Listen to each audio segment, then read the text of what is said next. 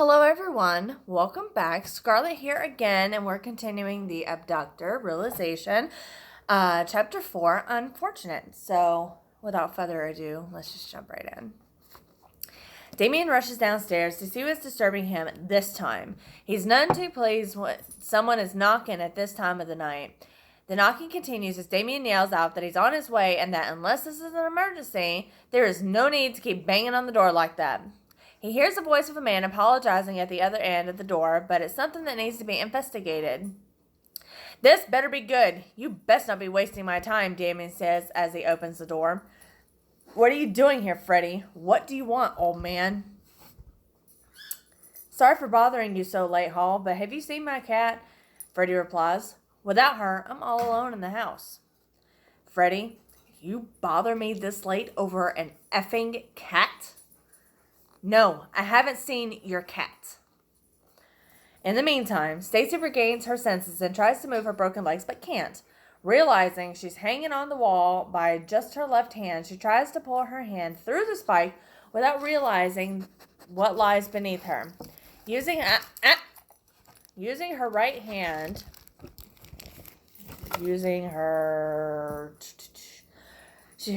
she pulls down the ball gag and lets out a scream as Damien tries to get rid of Freddy, who won't stop talking. What was that? Freddy asks. That's the movie I was watching, Damien answered, annoyed. Good night, Freddy. I'll keep an eye out for your cat.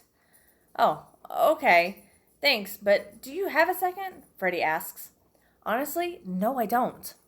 Damien answers as a loud bang comes from upstairs. What was that now? Freddy asks. How the F would I know? I'm standing here with you. Maybe Caesar knocked something over, but again, I'm here with you. Who's Caesar? Freddy asks. Seriously? What the F is this? 20 questions? My new guard dog, but seriously, Freddy, I have to leave, so good night. Damien answers as he shuts the door on Freddy. After finally getting rid of Freddy, he runs upstairs to see what all the noise was all about. Bandit. All the noise was all about. Once inside the room, he notices the lower half of Stacy is still mounted on the wall. As she's bent over, he looks at the floor, only to see her dying. She freed her upper body, but fell forward headfirst onto the bed of nails, impaling her skull and into her brain.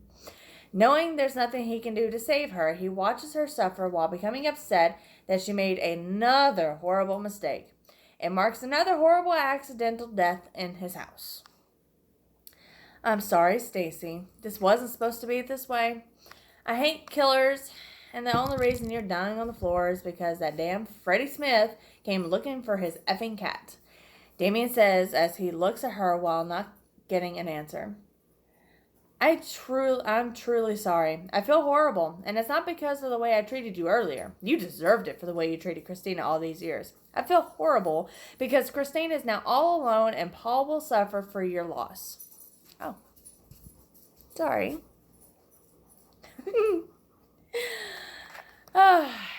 Suffer for your loss as well. Please make sure my baby girl is okay. Tell her I love her and that she meant the world to me, Christina answers, gasping for air. You have my word. I will watch over her as if she were my own child. Please end this. Please put me out of my misery, she begs.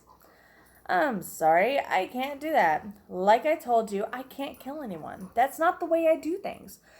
Whether that person is good or bad, if they deserve to die and beg for it, I can't. Damien replies as he leaves her to die slowly and painfully, with tears running down her face. Damien heads towards his bedroom, but as he jumps in bed and looks at the ceiling, he can't get rid of the image of Stacy's head impaled, one-handed, turning the page. It's kind of hard. Impaled on that bed, he decides to say something so his house guests know he's thinking of them. Jumping out of bed, he walks over to the intercom to wish them a good night. He'll see them tomorrow, but in case one of them doesn't make it to morning, he wishes the person a safe journey to the other side. Heading back onto the bed, he looks over at the monitors and sees Victoria paralyzed with fear while Stacy lets out a loud yell as she takes her final breath. Damien closes his eyes, now at peace knowing Stacy is done suffering. Several hours later, Damien wakes to clean the mess Stacy left behind, and to get his morning workout, he grabs bleach and a few air fresheners so the room can smell good again as he mops the blood puddle. Bleaching the entire room to the point where he can no longer take the smell, he decides against working out right now as the odor is too strong and he doesn't want to develop a migraine. All of a sudden, a noise comes from across the street at a house that has been for sale for quite some time. He walks over to the window and notices a moving truck in the front of the house. Unaware the house was purchased, he decides it might be best to introduce himself to the new neighbors. That way, they feel welcomed. Starting in a new town without knowing anyone, before heading out the door, he straightens up a little more along the way and switches out surveillance tapes from the night before. He wants to save the moment until the day he dies, or he longer wants to view them. Okay. Good morning. I am Mr. Hall from across the street, Damien says, walking towards the truck. Good morning. I'm Linda Toomey, and this is my son, Joe. Miss Toomey replies. So how long have you lived in this town? It's a nice neighborhood. Are you married and have any kids? Miss Toomey asks. My God, I can see you're going to be one of those shy neighbors. I have lived here my entire life. Well, do you have a wife and kids? Miss Toomey asks again. Honestly, I'm not the type of person that talks about his personal life with someone I just met. Now, don't mistake me for someone you can talk to about personal things, so I must be on my way. Damien answers as he walks away. Mom, he was weird, Joe says. Some people are just that way, Joe. Don't worry. He'll soften up and be great neighbors, Miss Toomey answers. On his way back to the house, he sees Freddie's cat, Missy, sitting next to the front door as the Toomeys look at him. Approaching the front porch, the cat jumps right into his arms and cuddles up against his chest. Missy purrs as he pets her. A smirk takes over his face while walking inside as he quickly shuts the door behind him as the Toomeys still look on.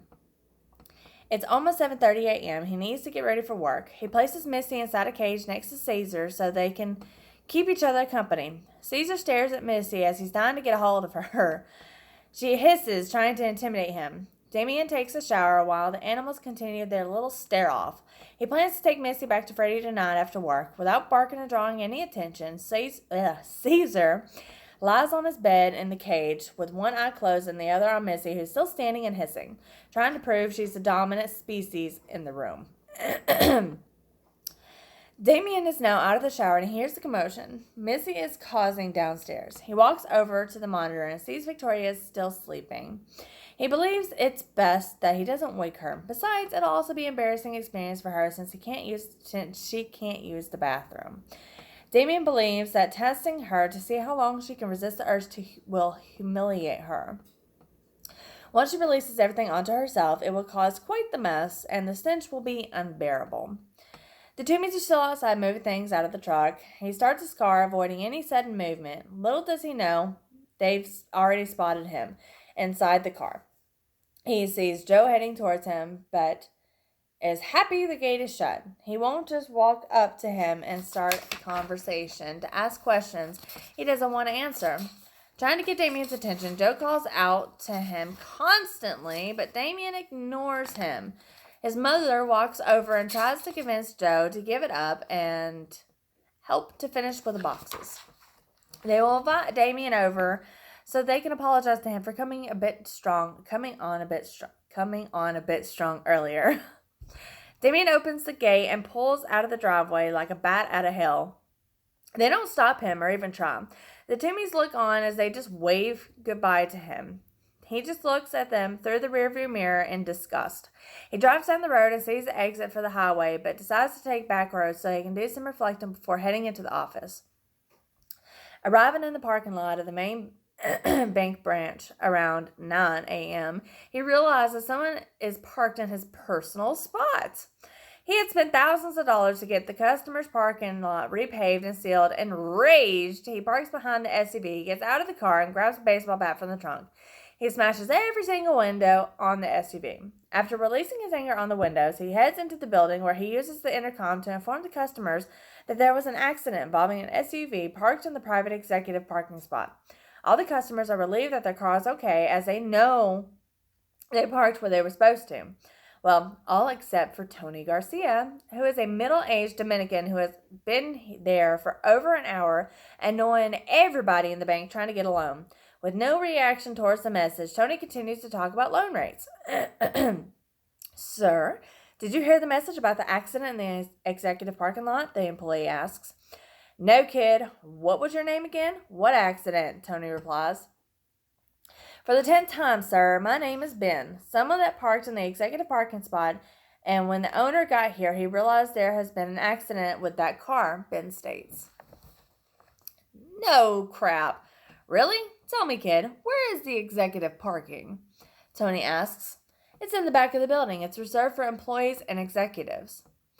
But you don't have to worry because you didn't park back there, right? Ben asks. Yes, I did. No one told me not to, Tony answers. Sir, there was a big sign in the entrance to that parking lot that states it's for employees only and not to enter, Ben replies. Where? I didn't see it, Tony asks. Right in front of the fence that you needed to pass to get into our parking lot. I'm sorry, sir, but you're going to have to contact your insurance company so they can handle the repairs, Ben answers. Bull crap, F that crap, pardon my language, but I need to talk to Damian Hall right now. He needs to make this right by me right now, Tony says. I'm sorry, but that's not going to happen. I know Mr. Hall is in a meeting right now, and he can't get out to deal with the situation, Ben answers. Tony insists on talking to Damian despite Ben's best effort to calm the situation and wants him pulled from the meeting. He doesn't care about the other branches opening up or the fact that they're trying to expand out of the state of New York. Ben continues offering solutions for everything, but everything he suggests has been turned down. Tony states he'll scream that Damian isn't willing to help his customers. Worried about the scene, Ben doesn't want to get into trouble. He leaves Tony inside and steps out to get some fresh air. Aggravated by having to deal with Tony for the last hour and a half, Ben doesn't know what else to do since he's a stubborn old man who has nothing else to do. He looks into the office and decides it might be best to give it one more shot to get him out of here quietly before Damian or anyone else from the meeting hears the commotion out in the lobby. Walking through the doors, Ben sees Damian heading towards the bathroom and decides to wait for him to explain the current situation. Several minutes have gone by, and Damian walks back to the office where he sees Ben. After hearing the situation, he tells Ben to send Tony into the office. He'll handle it personally, as he hopes to make him mad enough so he can take his business elsewhere. No customer is worth this much trouble. In a more relaxed state of mind, Ben walks back to his desk, where Tony is now mumbling to himself about how things need to be taken care of and handled the right way. Ben sits back in his chair, unbeknownst to Tony, who is in his own little world, still talking to himself. Ben just looks at him, waiting for a reaction, but nothing. Tired of waiting to be acknowledged in his own desk, he clears his throat, which startles Tony. Ben informs him that Damian will see him now, to which Tony responds by apologizing for all the aggravation. Ben replies by telling him he hopes everything is taken care of with a smile as Tony heads towards Damian's door. Damian, you need to give me the money for the damage done to my SUV in your business, Tony demands. First of all, it's Mr. Hall to you. Second, I don't need to give you anything. You are violating the parking laws as your car has no business being there, and especially in my spot. That's the problem with you and your kind, always expecting a handout without doing much work. You will pay for the damages, or I will get my attorney involved. Also, I want the security tapes at that lot so I can get the person that did this, Tony continues. Tony. You have a lot of demands, but I'm sorry. Like I said, I'm not giving you any money for the damages, and you're not getting the security tapes. You are not authorized personnel or a member of our police department. Besides, you are at fault 100% as you parked in a reserved spot that clearly states, park here at your own risk if you aren't an employee or an executive. Clearly, you either didn't care or you felt you could take your chances and it didn't go right for you. So take this advice and don't play lotto tonight. Well, someone needs to fix this right away, Damien, Tony says. Again, it's Mr. Hall to you. We don't have any type of relationship, not professional or personal. I can tell you now that your loan will be denied. Now, I don't know where you got the idea we're on a first name basis here. Just because you do business with us does not mean you're my friend. If you don't like the way you're treated here, then close your account and leave before I forget, though. I really do agree someone needs to pay for the damages. We won't agree on who will be paying for the damages. I refuse to give you a dime for your damn mistakes. All I'm saying is you're responsible because it was in your business and I know you were the one that did it, Tony says. Really? You do? Yes, sir. Everyone knows you always had a temper ever since you were a young boy. You're upset I took your spot. All I want is to get my car fixed and no one needs to know, Tony answers. You're right. Let's fix this for you. I mean, we're all adults and it's time we start acting like it. This is what I'm going to do so we can fix this without anyone knowing. I'm going to have my butler get one of my personal cars ready for you to pick up from my house. We're going to drop your car off at the repair shop, and finally, I'm going to give you $50,000. How does that sound to you? Wow, $50K? It's more than that SUV is worth. I'll take your deal, but don't you think you're overdoing it? Tony answers. No, because here at Halls National, we like to make all our customers happy and make sure they're safe. Let's get this started. Come on. Let's drop your car off and we'll stop by my house to get that car. Okay, but will I be able to get the money today and have my car back by the end of the week? Tony asks. Of course, but I'll give you the money once we get the car and I'll pay the auto body shop so they can expedite the work. Thank you for everything. It's above and beyond what I was hoping for, Mr. Hall, Tony says. It's not a problem. When I'm wrong, I like to own my mistakes. Besides, it's the least I can do. Now let's get things started. Before leaving the bank, Damien stops by the security room and replaces the tape from this morning with a new one. The security guard doesn't ask Damien anything as he doesn't want to know anything that involves his boss. His boss's personal life, He just watches everything that goes on in the bank and wishes Damien good luck with the rest of his day. Damien replies with the same respect. Damien walks out of the room and signals to Tony to head towards the back. After a short drive down the road, they finally arrive at the repair shop. Damien looks for Curtis so he can explain the situation to him and what he wants done to the car. Damien calls Curtis over and they go into the room in the back of the shop, leaving Tony in the main shop area. 10 minutes later, Damien and Curtis walk out of the back office as Tony has a confused look on his face and wants to know what's going on. Damien informs Tony everything is okay and he'll have the car back by Friday. He adds that it might be sooner, but it shouldn't be any later. Thrilled with the news, Tony looks at Curtis, who nods in approval, leaving him confident that they're doing the right thing by him as he jumps in Damien's car.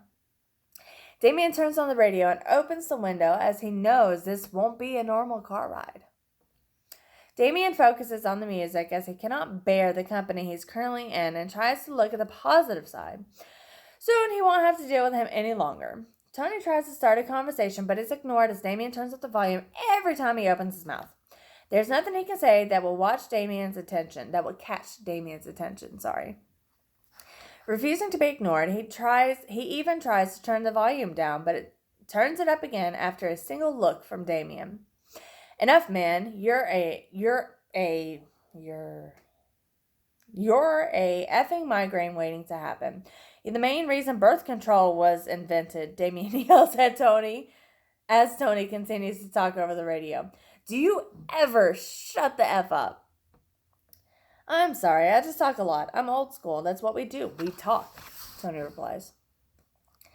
Now they're 15 minutes away from the house, and Tony rambles on and on nonstop as Damien weaves in and out of traffic until he turns on the exit of it to his road.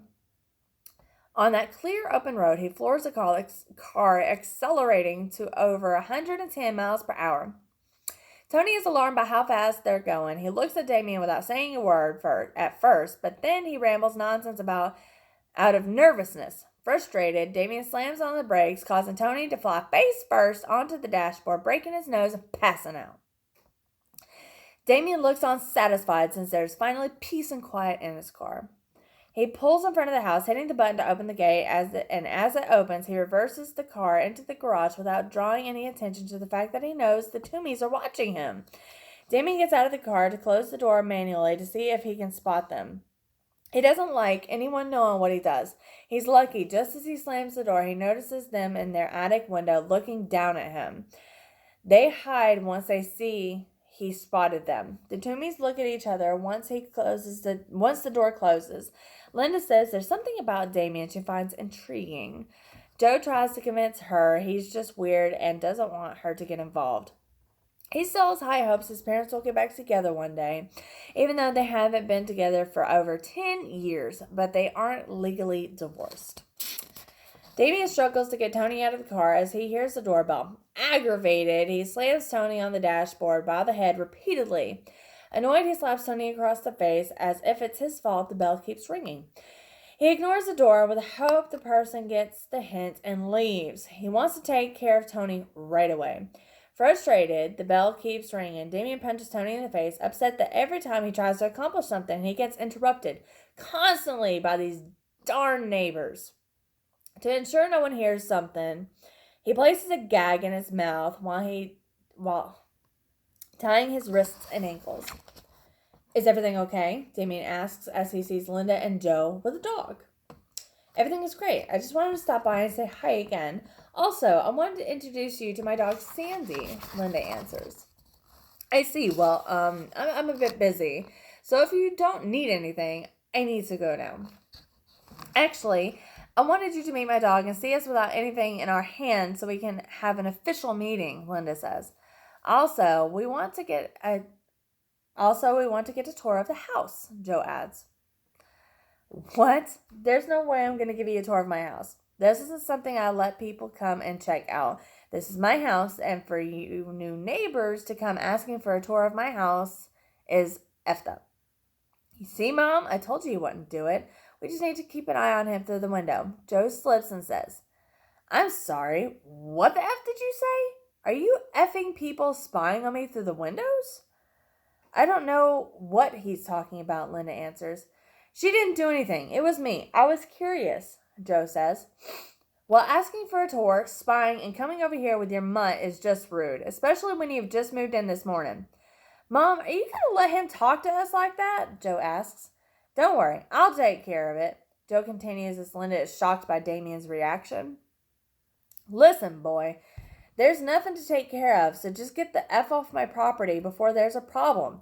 I know exactly how I'll handle it if you cause it to escalate to that point. Come on, Mom, let's go. This guy freaks me out, Joe says. Damien heads to the kitchen where he opens a bottle of vodka and pours a glass so he can relax for a minute.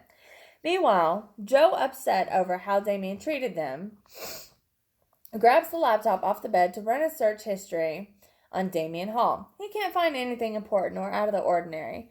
No social profiles or any criminal records. Damien sits in the kitchen without drinking his vodka as he contemplates how to manage this pest problem.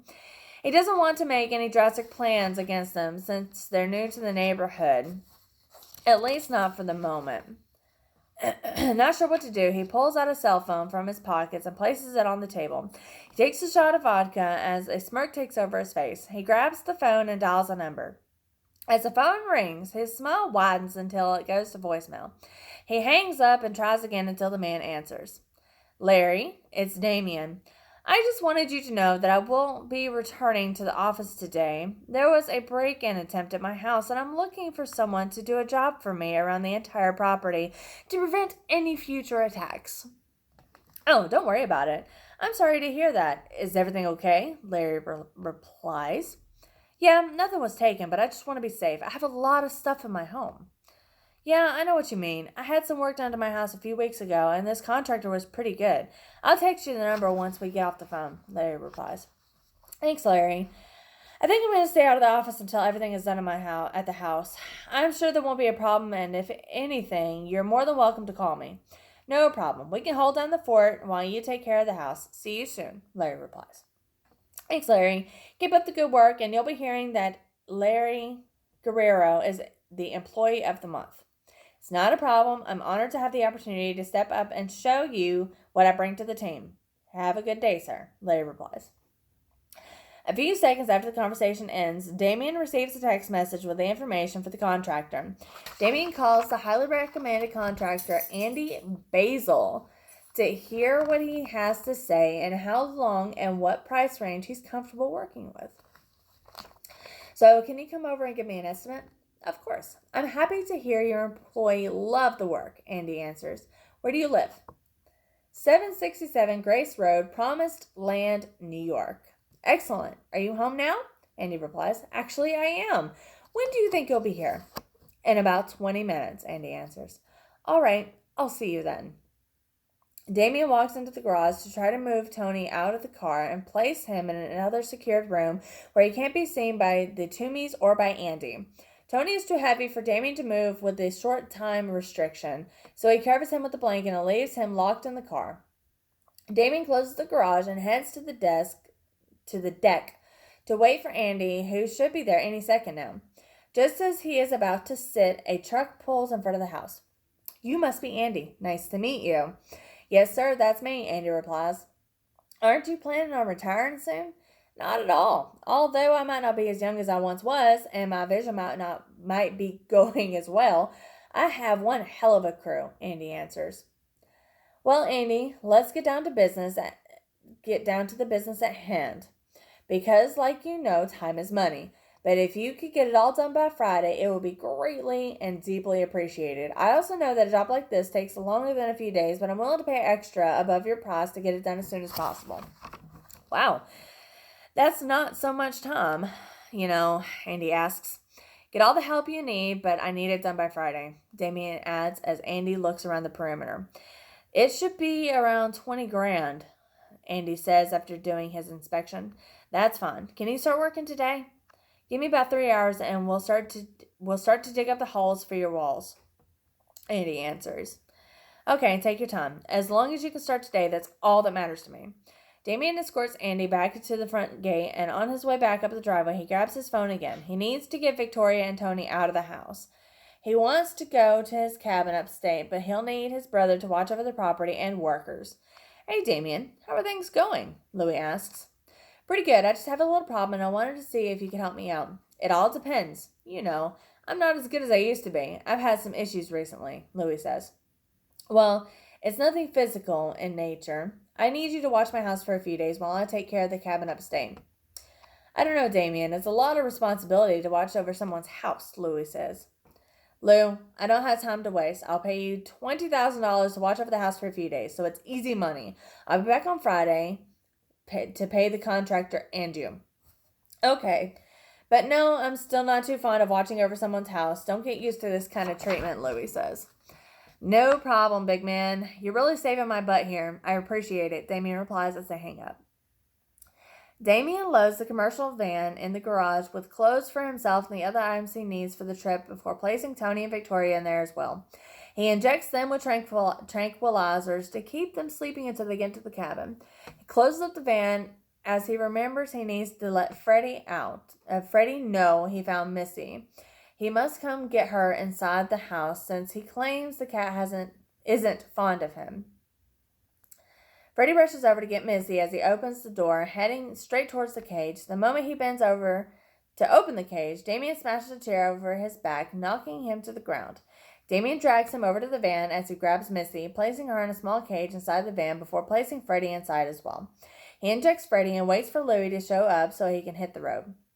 After 3 hours, Louis shows up and Damien gives him an advance of $10,000 and tells him he'll get the rest on Friday to make sure Andy gets the job done. by them.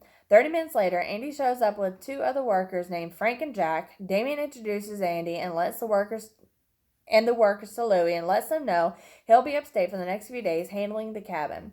Damien says goodbye to them as he calls Caesar into the van. Okay, that's it. Chapter 4 is over. Next one is Chapter 5, The Long Road Home.